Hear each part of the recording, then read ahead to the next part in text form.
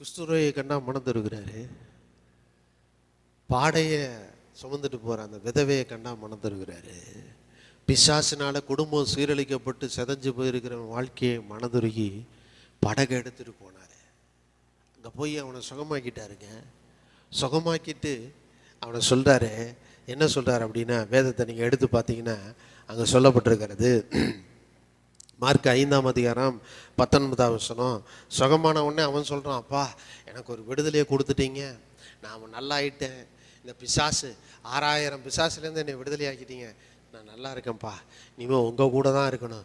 என்னை விடுதலை தர்றவர் நீங்கள் தானே, எனக்கு விடுதலையை தந்தது, என் வாழ்க்கையை மாற்றியது நீங்கள் தானே, இனிமேல் உங்கள் கூட தான் இருப்பேன்னு தீர்மானம் எடுத்தான்.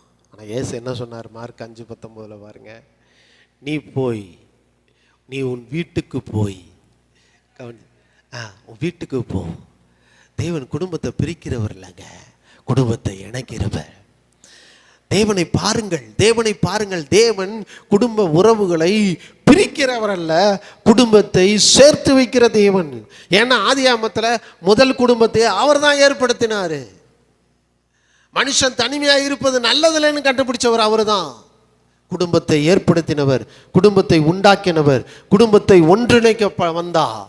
அப்படி தேவனால் உண்டாக்கப்பட்ட அந்த குடும்பம், தேவனாலே ஆசீர்வதிக்கப்பட்ட அந்த குடும்பத்தை பிசாசு பிரித்து விட்டான். ஆனால் அந்த பிரிவினால் நடந்த பிரச்சனைகள், போராட்டங்கள்னால தேவனுக்கு எந்த பாதிப்பும் இல்லை, அந்த குடும்பத்திற்கு ஒவ்வொருவரும் பாதிக்கப்பட்டாங்க.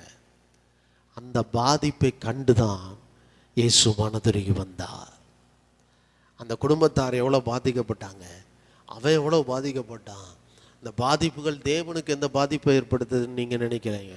இது என்ன பாதிப்பை ஏற்படுத்துச்சுன்னா, அவர் மனதுருகினார். அவங்க மேலே மனதுருகி வந்தார், மனுஷனாக வந்தார். இன்னைக்கு உங்கள் மேலே மனதுருகி வந்திருக்கிறாரு. இன்னைக்கு இதயத்தில் இடம் கொடுங்க. இயேசுவே உள்ளத்தில் வாங்கன்னு சொல்லி ஒரு அழைப்பு கொடுங்க.